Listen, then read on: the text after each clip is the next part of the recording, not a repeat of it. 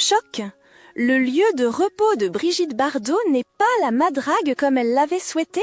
C'est la triste nouvelle que le public, à travers toute la France et le monde, redoutait depuis plusieurs semaines. Le dimanche 28 décembre, la Fondation Brigitte Bardot a officiellement annoncé le décès de l'icône du cinéma, Brigitte Bardot, dans un long communiqué publié sur les réseaux sociaux. La Fondation a exprimé sa profonde douleur face à la perte de sa fondatrice et présidente, actrice et chanteuse de renommée mondiale, qui avait délibérément mis fin à sa glorieuse carrière pour consacrer toute sa vie et son énergie au bien-être animal ainsi qu'à la fondation qu'elle avait créée. La star de cinéma, qui fut autrefois le symbole de la beauté et de la liberté du cinéma français, s'est éteinte à l'âge de 91 ans. Auparavant, elle avait été hospitalisée à plusieurs reprises au cours des mois d'octobre et novembre dernier pour subir des interventions chirurgicales majeures,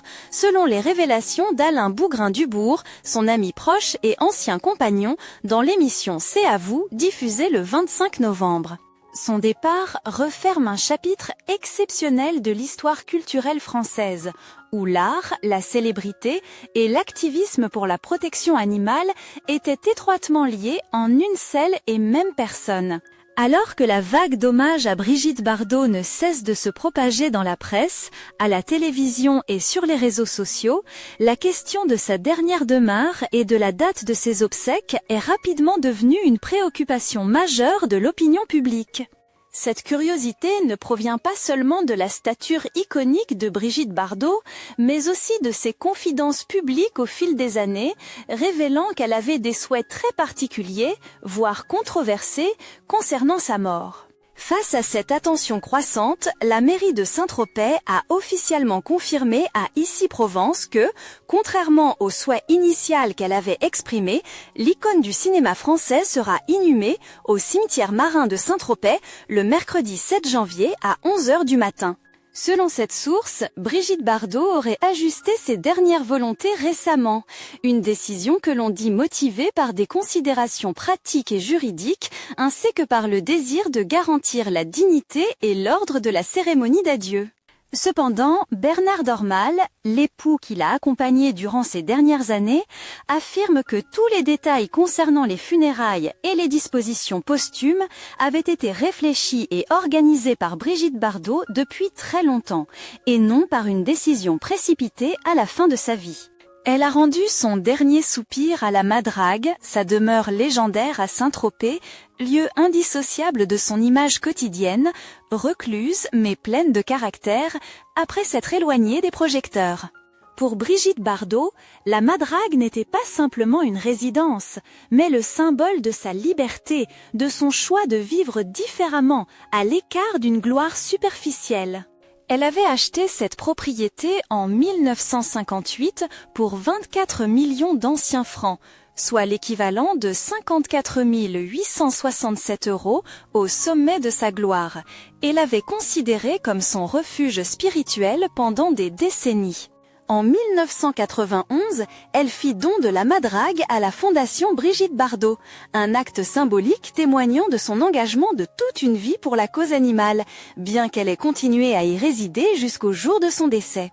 Dans une interview accordée au journal Le Monde en 2018, Brigitte Bardot avait partagé avec franchise son souhait d'être enterrée directement dans le jardin de la Madrague, à un petit emplacement proche de la mer déjà approuvé par les autorités. Pour elle, ce n'était pas seulement un choix personnel, mais une manière de refuser catégoriquement les rites funéraires luxueux et bruyants qui lui avaient toujours semblé étrangers. Brigitte Bardot avait exprimé clairement qu'elle préférait reposer à la Madrague plutôt qu'au cimetière de Saint-Tropez, où elle craignait que les tombes de ses parents et grands-parents ne deviennent la cible de curiosité ou de dégradation. Son désir profond, comme elle le disait elle-même, était que ses proches disparus reposent dans le calme sans être troublés par la foule, et de partir elle-même de façon simple, fidèle à l'esprit de vie qu'elle avait choisi pour la seconde moitié de son existence. Après la disparition de Brigitte Bardot,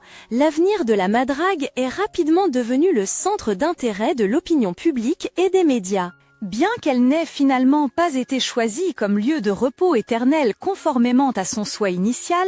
la Madrague conserve une place spéciale dans le testament et la vision à long terme que Brigitte Bardot avait préparée depuis des années. Pour elle, cette maison située au bord de la mer à Saint-Tropez n'était pas seulement une habitation, mais le symbole de sa vie solitaire, de sa rupture avec la gloire cinématographique et un espace étroitement lié à son engagement total pour la protection des animaux. Dans ses confidences de son vivant, Brigitte Bardot avait affirmé que la Madrague ne fermerait pas ses portes après sa mort, mais qu'elle assumerait un rôle totalement nouveau. Elle souhaitait que ce lieu, qui avait suscité la curiosité de tant de passants espérant autrefois apercevoir son ombre, devienne un musée ouvert au public. Avec un prix d'entrée symbolique de quelques euros, l'intégralité des recettes étant reversée à la Fondation Brigitte Bardot, les visiteurs auront l'opportunité de pénétrer dans son espace de vie quotidien, une maison de pêcheur conservée en l'état,